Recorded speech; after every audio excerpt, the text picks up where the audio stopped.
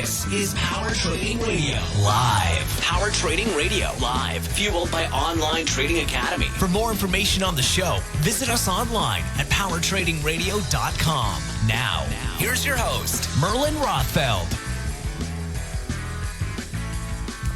Hello, everybody. Welcome to Power Trading Radio. It is your Tuesday edition. Happy Taco Tuesday out there. Markets open and a little bit of action.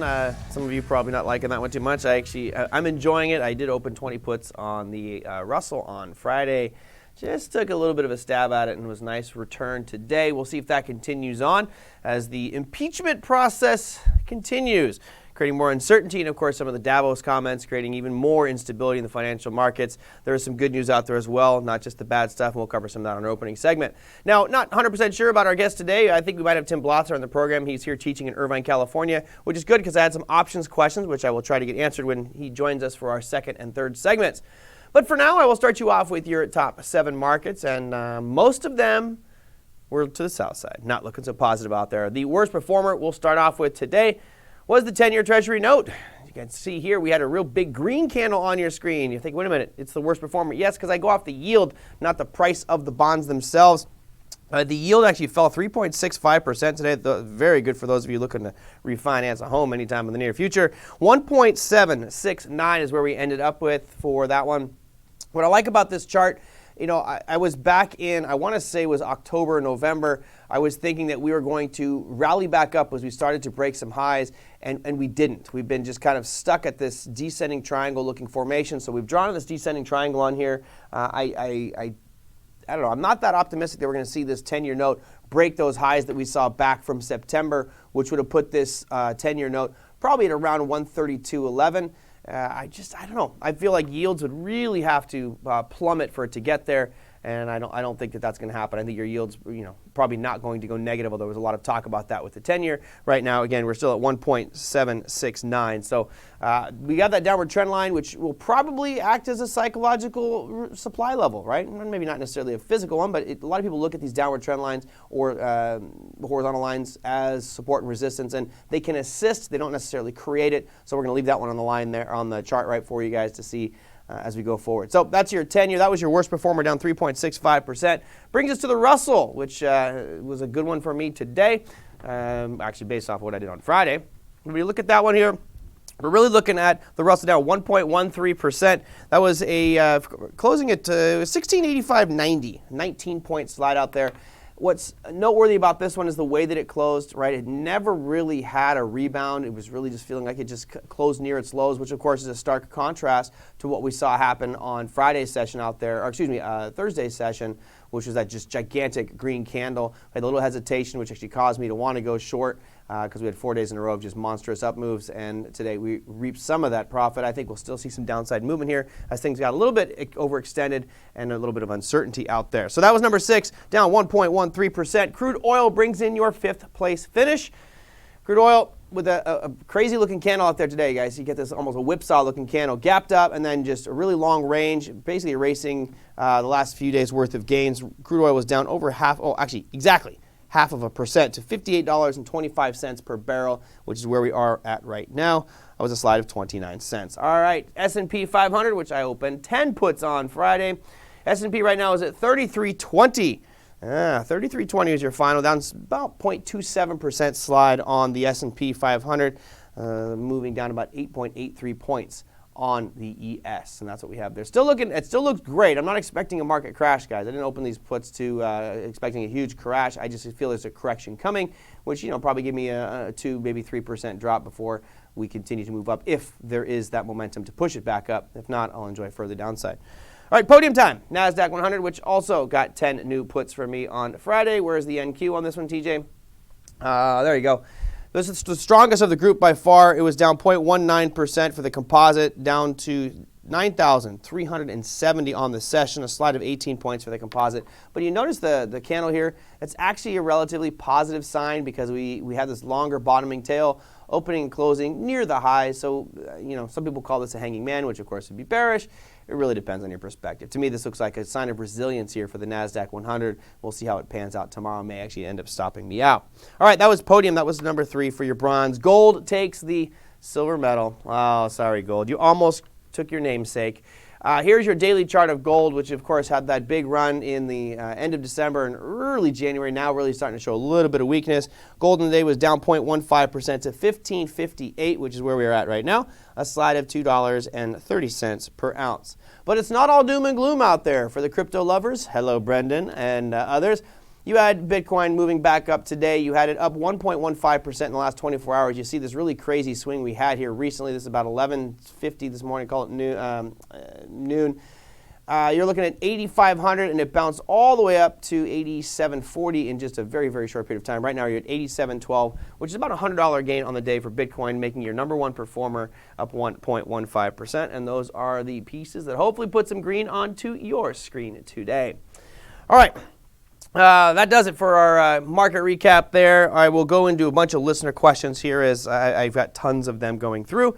One of these I wanted to talk about was international markets. So every day, one of my things that I like to look at, of course, is economic announcements. I like to look at earnings. Today, there wasn't too much other than the Netflix one, which happened after hours, and that's been an interesting one. I'll show you that here in just a second. But one of the major ones I like to look at, and this is only because my mentor years ago said, hey, if you really want to get a pulse of what's going on over in Germany, or in Europe, they have a thing called the ZEW Economic Sentiment Report, which is really anticipation or expectations going forward over the next 6 months about their economy from a wide variety of sources. Now, most of those people commenting are investors, which I think makes them a little bit biased because most investors are generally bullish. That said, those numbers have not been very good. So I had TJ pull up some charts here to show you guys so I don't just talk. I can actually show you some visuals on this one. So bring that chart up. There you go. TJ's got it up on the screen for you.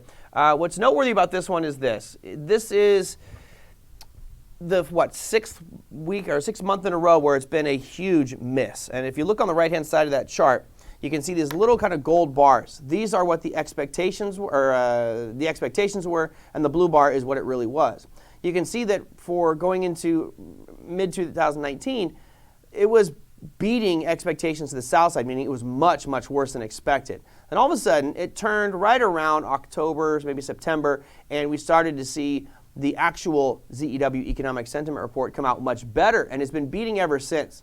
What happened out there today I thought was rather interesting.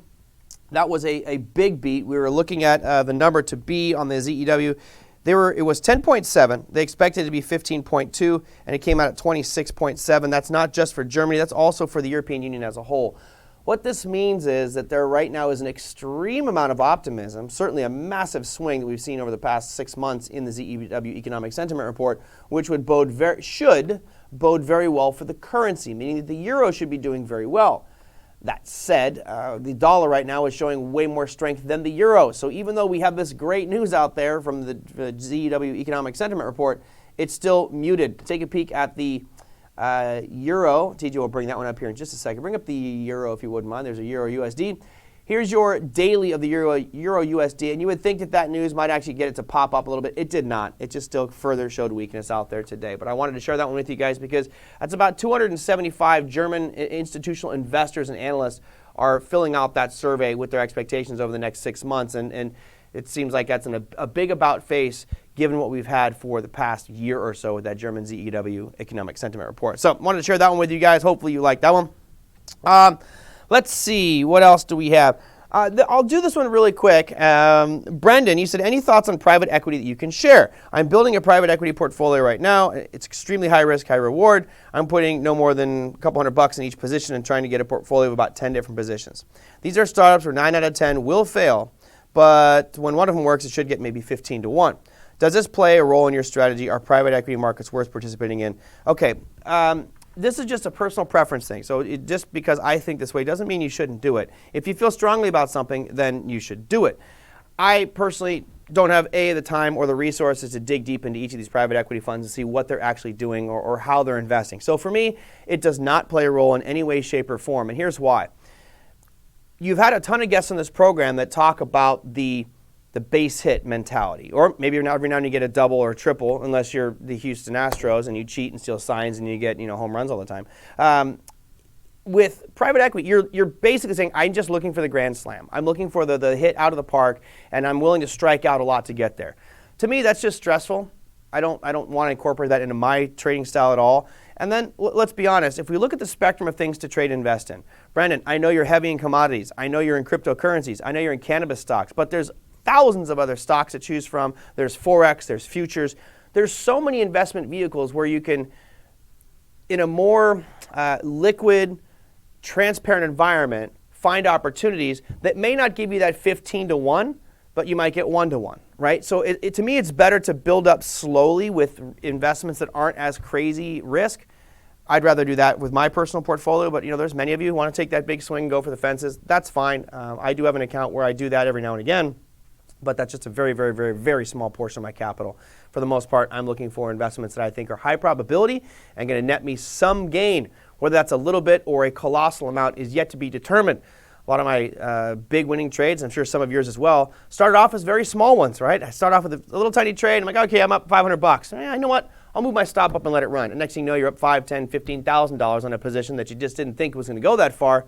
But lo and behold, you were in it when it did. But it started off with a plan, with a rule, and said, look, here's my strategy. I'm buying into it. Not just I'm buying all these because I know one of them's going to hit. To me, that's like going to Vegas and saying, I'm going to go to the roulette table, which has, 38? I think it's 36 numbers, and then you have like a double zero and a zero. Yeah, I think that's what it is. And just saying, I'm going to put $20 down. I'm going to get 20 of those 36 spots or 38 spots, and I should win. No, well, you really shouldn't. I mean, your odds are on every roll you might be a little bit better than 50%, but still, you're going to have a lot where you lose and miss out, and to me, that's just not worth it. Just stress, but that's my take on it, Brendan. It's just not for me. I got too many other things to worry about than to look for all that. All right.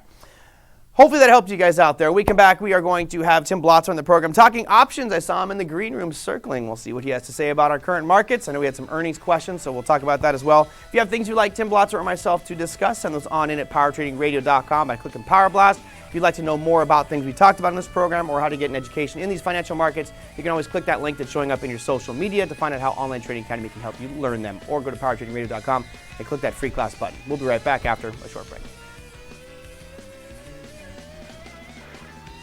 What if you knew the income strategies professional investors used? The strategies designed to generate active income from the financial markets. After all, no one's going to care more about your money than you. I learned that I can be in control of my 401k. I used to work for money, now I have my money working for me. With the right training and guidance, you can learn the skills to become a more confident investor and make your money work harder for you.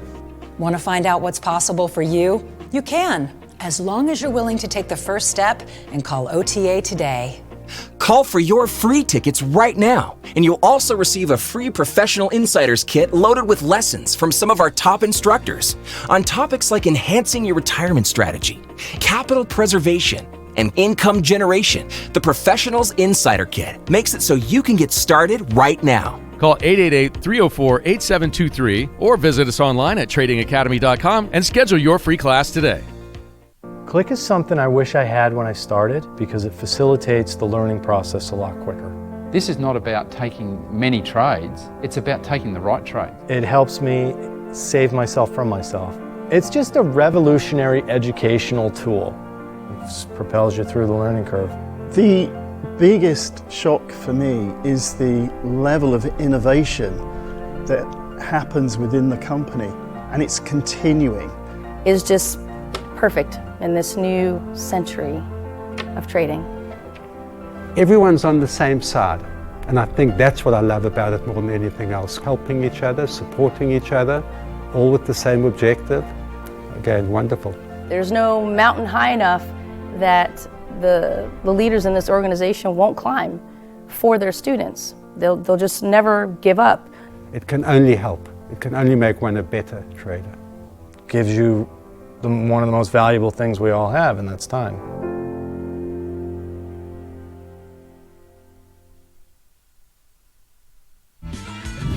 Welcome back to Power Trading Radio Live and your host, Merlin Rothfeld, with today's special guest.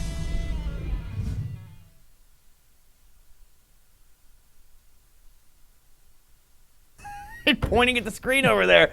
Welcome back to Power Trading Radio. As we do our complete show, we run all the way through with no breaks, but you guys get the commercial breaks. We have Tim Blotzer here in studio who's teaching a class in Irvine, California today. Welcome back.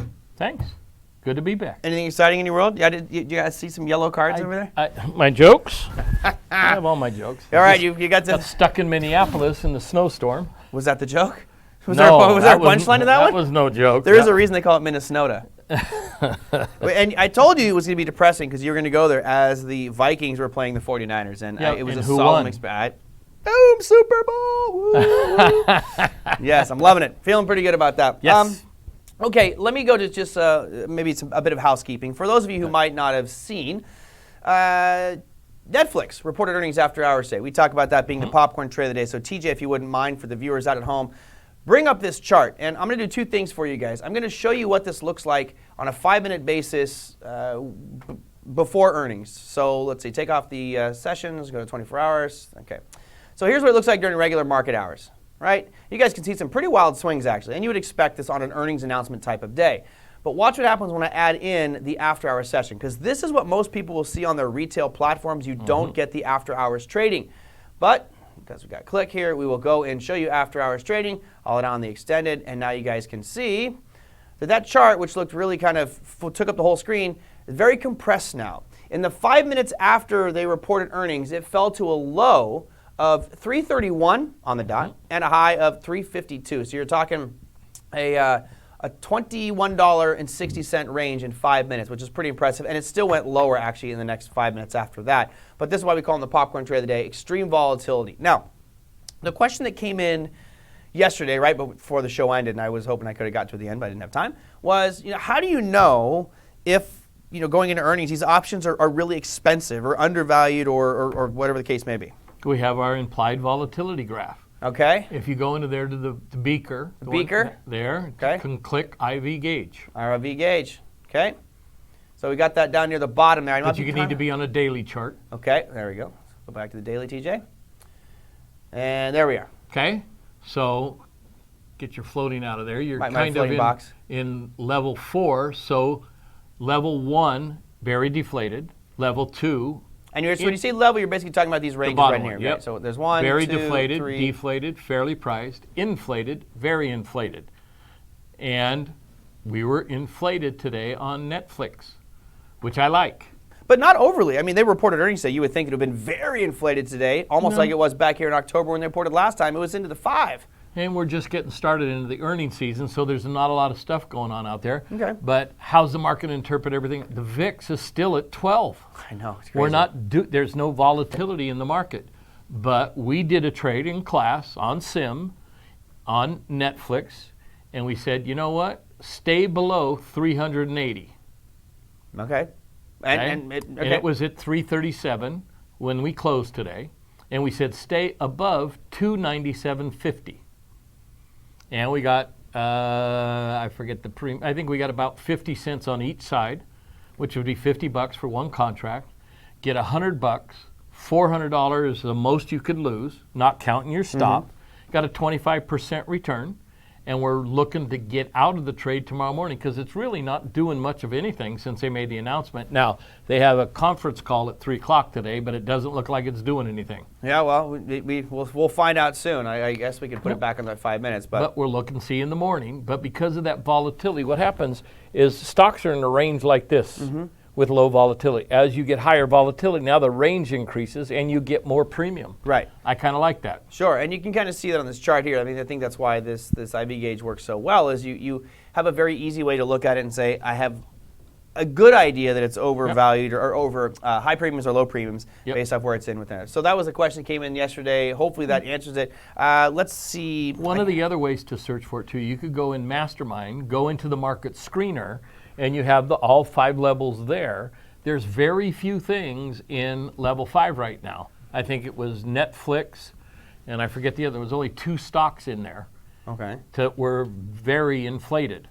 And most of the stuff is still in level 1 and 2. We haven't really got into the VIX increasing, volatility increasing, the fear or anything else. And even with impeachment and all that stuff that's going on, the market's just kind of shrugging it off. Right, it really is. I was actually looking to see here. I think there's some other notables I thought coming out tomorrow. Coming out. I know Johnson & Johnson tomorrow. I was just going to see if we could find the implied volatility for some of these. Let's pull up Johnson & Johnson. Why not, TJ? So we can just kind of use this just to see. Johnson & Johnson is not a high flyer by any stretch of the imagination, but they are reporting earnings tomorrow, and it's been on one hell of a run here for the better part of the last, since October. You can see it's just stuck down there in level 2. No volatility. Right. Which, you look at this chart, you would think that there would be some, but IV gauge. But, one of the things you want to do with around earnings is stay away from most traders, because who knows? I have the stock of which not I speak. Came out good earnings, sales, profit, everything. They announced a 2-for-1 stock split, and they missed what the street said they should have made by 1 penny. Went from 105, got stopped out at 85, and I was kind of ticked off till it went to 12. Then I was happy I got out at 85. Yeah. And it's never come back. Now, when you are looking at these things, do you have a list and say you're scanning for the companies coming out with earnings? Because we like to do this on the show where we let everybody know at the end kind of what's coming out for tomorrow, because to me it's important. If you're in the tech space and you're holding some Netflix in the portfolio and you're not paying attention, they come out with earnings, these are one of the ones that could just destroy you. I mean, we've seen Netflix move 30% in a period of 10 minutes after hours. It's a little calmer today. It was only like 8%. But do you have a list and say, okay, hey, I know Johnson & Johnson's coming out. I know American Airlines and Southwest are coming out tomorrow. Yeah, I have my watch list of things that I've kind of looked at. Does it have liquidity? Do they have options? All those kinds of things. And because I use a different platform for right now. No worries, okay. But it'll put a little icon on there, and it'll tell me when the earnings are coming. Okay, that's nice. So like I think Apple is the 29th, and Amazon, and they start. And when Alcoa comes out, that's kind of the official kickoff of earnings season. That means the rest are going to start to follow, and then Walmart is kind of the end of earnings season. But I get a email that tells me here's what's upcoming. And in the market or in the mastermind, we got the daily overview. It'll tell you what economics are out there. Turn that one off. I had to do it just because. Just because of me? Yeah. No, because I know that they're coming up. We've got a few viewers who are just absolute fanatics for Tesla, which is great. I actually, believe it or not, I'm this close to buying some puts on it just because of the investigations that are going to be going on because the car's catching fire. But there's your situation. You got somebody in the stage 5. I'm going to look into stage 6. It's literally off the charts. Very, very, very inflated. All right, but their last earnings, it was very inflated. I think it was like 140%. I mean, it was way up there. And I went and did a trade, but I don't trust Tesla. I don't either. So I only did 2 contracts. It was supposed to move 20 points on the earnings announcement. It moved 50 because I think he actually delivered a card on time. And so they said, oh, wow, look at this. He met a deadline, and the stock went up 50. And I took a small loss, but made some money on the put side, lost it on the call side. And I said, yeah, I should have known better. Now, I was going to go to commercial break. We'll just keep going through. When it comes to a situation like that, how do you discipline yourself, or do you change certain things? For example, for myself with Apple back in 1999, for some reason, when I went and analyzed my trades, which really was the best learning experience for me, and broke everything down, I found that there was one stock that repeatedly kicked my butt, and that was Apple. And I don't know why. It was always that one. Exodus Communications, Broadcom, Ameritrade, I could trade those almost every day and do well. But that one beat me, and I kept going back at it to try to trade bigger share size and beat it, and it continued to beat me. So I finally just said, I'm done with it. I'm done with you. You're dead to me. I'll never trade Apple again. And it went to an all-time high. I don't care. That doesn't bother me. I'm not an investor in it. But as a trader, I have to find out what's not working for you. Like if you say every time I drive my car into Compton, I get robbed. Well, stop driving to Compton. So, Doctor, it hurts every time I do this. Yeah, stop doing that. So when something like that happens to you with Tesla, because I saw your reaction initially, and I was kind of comical. You're like, oh, turn it off. Do you blacklist things and say, you know what, I'm done with that one? Only one. The stock of which tonight I speak, back in January of 2005, that was my biggest loss, I think, so far. So and I want nothing to do with that stock. Nice. Okay, so you do then. So you do. One. Well, that's one. I've got 2 in a whole sector. Yeah. Cisco, Apple, and biotech pharmaceuticals. Can't trade them. And so what you should read is Dr. Alexander Elder. Yep. Step into my trading room, that one? Because come into my trading room and trading for a living. Yep, trading for a living. He's got 3. I don't know what the other one is. But he talks about being a revenge trader. Oh, yeah. I lost money. I'm getting it back for you. And I think it was in 2013, Netflix went down, Amazon went down, then January was down the whole month.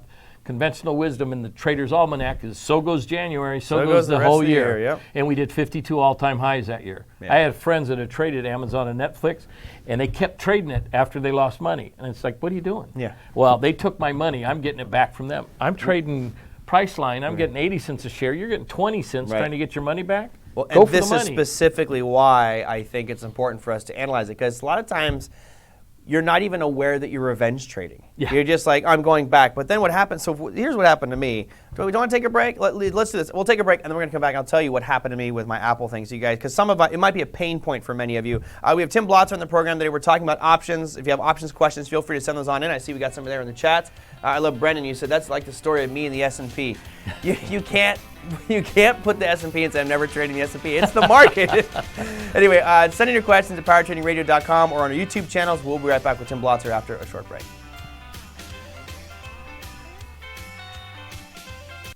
Learning this way is fine when the stakes are low. But when the stakes are high, you need to rely on skill, not just knowledge. At Online Trading Academy, you build your skill one step at a time. We teach our students to trade and invest with a strategy, not a hunch. You learn our methodology, then practice it. You get to make mistakes and ask questions, and watch instructors make live trades. Develop your skill the right way. Click here to get started with Online Trading Academy. Meet Mac. As a trader, he liked the signals that came from technical analysis tools, but they didn't help him find the best trades consistently, so he searched for a new approach. Mac attended Online Trading Academy's free class and discovered their core strategy, a trading methodology that spots when big banks are likely buying and selling, so everyday investors can too. Mac carved out a path to trade and invest with confidence, and so can you. You've been listening to Power Trading Radio, live, fueled by Online Trading Academy. To learn more, visit us online at powertradingradio.com. Hello, everybody. Welcome back to Power Trading Radio. It is your Taco Tuesday edition. No tacos here in the studio, nor is there tequila here, unfortunately, but there might be a Dos Equis under the table. We won't let our management know about that. Before the break, I was talking about the progression that happened, and I didn't even know it with Apple, and it was very akin to what Mr. Blotzer was talking about, which was this revenge trading. And what happened was I would trade, my normal trading size back in the late 90s was 1,000 shares at a time. It's what we did as SOS bandits and trading the direct access stuff. So I trade 1,000 and I would lose. I'd go back in, trade 1,000, I would lose. Next thing you know, I'm going, you know what? If I just trade 2,000, I can recoup that because I know I'm going to make it. And then the next thing you know, I'm like in 10,000 shares of Apple and I'm still losing. So if you're losing on 1,000 shares, what difference does it make whether I'm trading 1,000 or 1,000,000? I'm still losing, just on a bigger scale. That is the revenge trade mentality, which is you have to break that, guys. Remove it from the equation. If it will force you to go down that rabbit hole of revenge, and you have to stop it. Otherwise, it'll kill you financially. And any time you're down 20% in your account, stop trading. Oh yeah, dude, back off, 20%. regroup. Yeah, you're doing something wrong. If I've got a loss, I got to look at that and say, was it me? I did something wrong, or was it the market? If it moves on an unknown event, that's not your fault. No. But if it's something that you didn't follow, you broke the rules, that's your fault. Regroup. Regroup, and it's okay, guys. Everybody, like you say, we've talked about this many times. We are all going to have losers. There's no question about it. If someone tells you they've never lost at trading, they're either lying to you or they've never made a trade, or they made one trade and it was a winner and they quit. Nope, we don't have losers. We have learning opportunities. Yeah. We have learning lessons. Let's see. Merlin, Brent said that, Merlin, I got totally smoked learning how to trade options. That is where I lost a bulk of my money. Did you take a class? Or did you try to learn class? Or did you try to learn on your own? That's a tough one. And that's what usually happens. And a lot of people talk about, because what do we hear about all the time? Stay away from options. They're too risky. They expire or worthless. And all options expire. Yeah, it's great if you sell them and they expire worthless. But if you're not following the rules, and there are rules to follow. Yeah. You break the rules, you're going to lose money. I see a lot of people coming to defense of Tesla, and it's neither here nor there. It is what it is. I think that what Tim was talking about was you never know.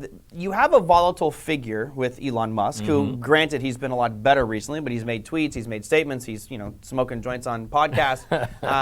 These things can be very volatile for their stock. And what's crazy about the Tesla share price is how it's gone from sub 200 just in October to hitting 548 right now. Actually, it might be up a little bit more in the after-hour session.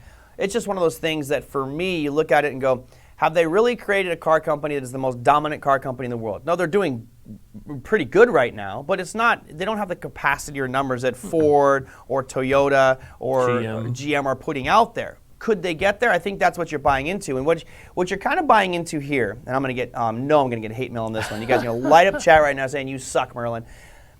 To me, Tesla is akin to. Let's think of the PC world. You've got Microsoft, and you have Apple. But you have these cult fans that for them, the Apple computer is the greatest thing on earth. Doesn't matter what you tell them, it is the best. You cannot change their mind. And I think Tesla is a very similar one. Tesla has some pretty funky fundamentals. Their financials look pretty bad. It reminds me of a company called Exodus Communications, which is around in the late 90s, which I bought into hook, line, and sinker, thinking it was the best company with regards to internet security back then. Didn't realize they had $60 billion worth of debt, and they ultimately went bankrupt. Now, I don't think Tesla will go bankrupt, but they could have some major financial problems. Their debt right now, I believe, was yielding 9%, which is right up there in junk bond category. So there still is some uncertainty, and I guess that's the price you pay. For every ounce of reward you're trying to get, you're going to take on some more risk. And this one, you're going to be rewarded with a bunch, or you're going to lose a lot. And it's always a balance between risk and reward. Take more risk, get more money, but you're taking more risk. I like safe, conservative trades. Doing conservative, consistent returns, and you know my saying, I'd rather get fast nickels than slow dimes. Absolutely. And we were looking today, I get, say, 30 cents in premium 3 times a week on the SPX, and we went out 30 days, was 50 cents. Went out 60 days, it was 55 cents. Do you want 30 cents 3 times a week for 4 weeks or 8 weeks, or 55, 60 cents once? But it's a matter of personal preference. Right. And I know some people out there. So keep this chart up there, TJ. See if we can do. Can we do a split? Let me see if I can get TJ to do a split screen here. I know we're kind of doing stuff on the fly. Let me add in another chart. I want to do a top and bottom over/under chart, if you wouldn't mind, TJ. Add in one on click here. I think we got it coming. Loading up.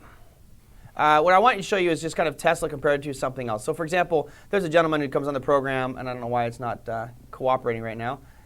There we go. I was supposed to drag it on over. Give me another chart. Why am I not getting 2 charts? Anyway, we're struggling here with this one. I wanted to show you kind of the second chart on the top, like that. There we go. And the reason being, look at the volatility at the bottom. Of course, we have the IV gauge on there. We can take that one off. And then at the top, I want to show you QQQ. So Roger Best, who comes on this program every now and again, he trades pretty much just major index ETFs, which do not have the colossal volatility that you're seeing out here at the bottom with things like Tesla.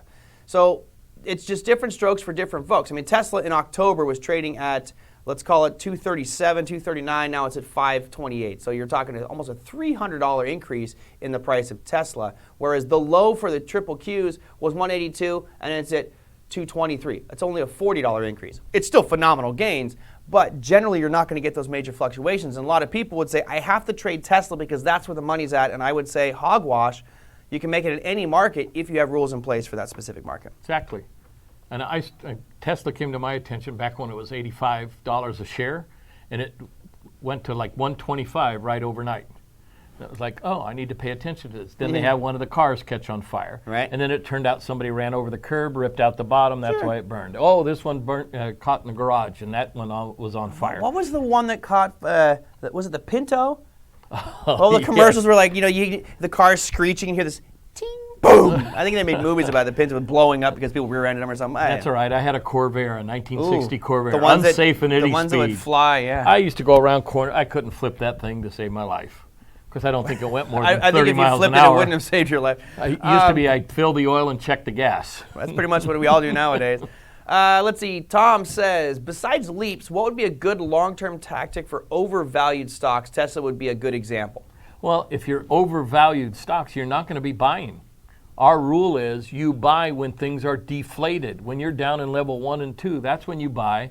And I get worried about buying long term in this market because we're so news driven. Yeah. And it's, like today, we got the impeachment. Well, what did that do? Apparently, whatever went on in the impeachment, the market didn't respond to it. A little bit down. It wasn't bad. Nothing. Yeah. And it's in a nice tight range. Like I said, that's what was more economic comments from Davos, I think, is what was more the nervous piece. The impeachment thing, I think people understand it's not going to make it past Senate because it's so Republican dominated, unless they all flip their party, which I doubt would happen.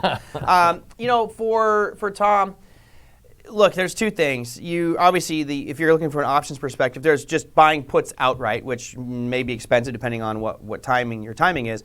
You could also be selling calls. Would be another way to do that. Of course, these both have inherent risks to them.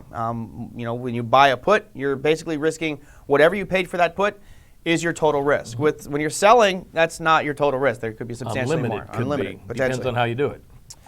And, with this market, we've got no volatility. The VIX is low. 12, yep. And you got to look at individual stocks to see, is this stock, because our rules are, if you're at supply, you're inflated, sell calls. You're at demand, or at supply, you're deflated, buy puts. You're at demand, you're inflated, sell puts. If you're at demand, deflated, buy calls. And those are your basic rules to start with. Yeah, it's simple. And that's actually, Harrison actually said, if volatility is high, you do not buy. Well, I mean, that's the logic behind it. And I always shy away from making concrete statements that say you never do something or always. Sometimes there are little asterisks out there, the Barry Bonds or the Altuves, if you will, with regards to market performance. Tim, you are in Irvine, California, teaching this week. What's your schedule look like? Where are you going to be headed? In Westwood, in Woodland Hills. You're an LA kid now? Oh, apparently. Well, are you going to move? At least I already did to Nevada. No, go to LA. I can see you as an LA guy. No. So we got Westwood. Woodland Hills. And then February 24th, I think I'm in Atlanta. And then March, I'm back here twice. First week of the month and the third week of the month. Sweet. Well, guys, Tim Blotzer was our guest today talking options. If you would like to take a class with him, Westwood, Los Angeles, Woodland Hills, Los Angeles, ATL for you Atlanta fans out there. Thank you so much for giving us Kyle Shanahan as the head coach of the 49ers Falcons. We appreciate that. Also, Irvine, California for 2 stops. If you would like to know more, there is a link showing up in your social media channels right now. You simply click on that one. You type in your zip code. That'll tell you which of our physical brick-and-mortar schools, of which there are 48. Find out which one's closest to you. There are free classes, paid classes, community events, and much, much more, all with the intent of helping you understand how to navigate these markets and get the most out of them through education and strategy tactics. If you are listening to this on the podcast right now, go to powertradingradio.com. You can hit that free class button at the top, and that accomplishes the same thing. Tim, and 2 more things. Oh, 2 more things? Yes. Okay. Mastermind on Saturday mornings. Yeah. 7 to 9. I've never been in one, and I will never be in one. You don't get up that early. No, okay. I'm going to bed at 7. What time? 7 a.m. 7 to 9 a.m. Pacific time, and we made it through the whole session. I haven't told a joke. I'm ready. Why there was no card playing on Noah's Ark? Because Noah was always standing on the deck. I thought you were going to say something about pairs or no one could pull a full house or 3 of a kind. There was no 3 of a kind. Did I tell you about the pirate? Talk about the royal flush. He didn't take a shower before they made him walk the plank. You know why? He knew he was going to wash up on shore later. Oh, my. Hey, they're clean. What do you want? PG-13. These are Alexa jokes. Alexa, tell me a joke. Tim, thanks so much for coming on. I appreciate it. As always, a pleasure. Good to see ya. Guys, we're going to take a quick break. We come back. I do have economic announcements for tomorrow. There are some interesting names reporting earnings tomorrow, and I will get to all that right after a short break. Stay tuned.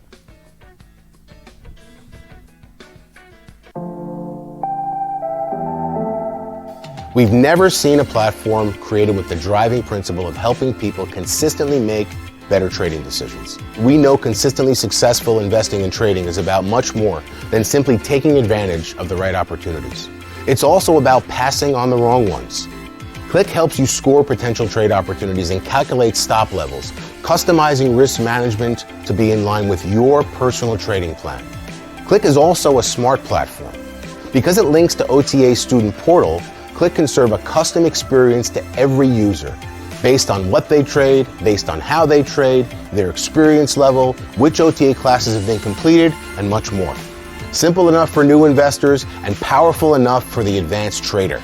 all while integrating OTA's award-winning education, tools, and services. When we walk into a class and talk to students that have been trained by other platforms and now trading on Click, they're just ecstatic. They can't wait to have it all connected to live execution, which will be coming soon towards the end of the year. And everybody here is very, very excited. I love it. Not only do I love it, everyone I talk to that's used it loves it. It's so simple and easy.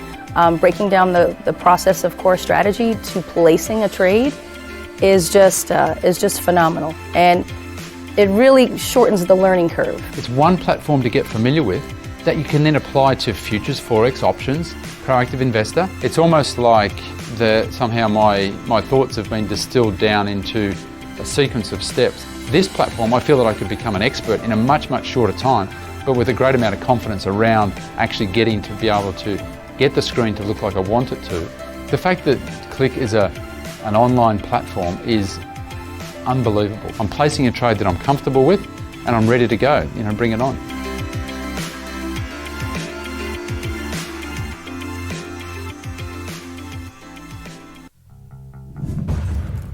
This is Power Trading Radio Live. Real people, real money, real trades. Visit us online at powertradingradio.com.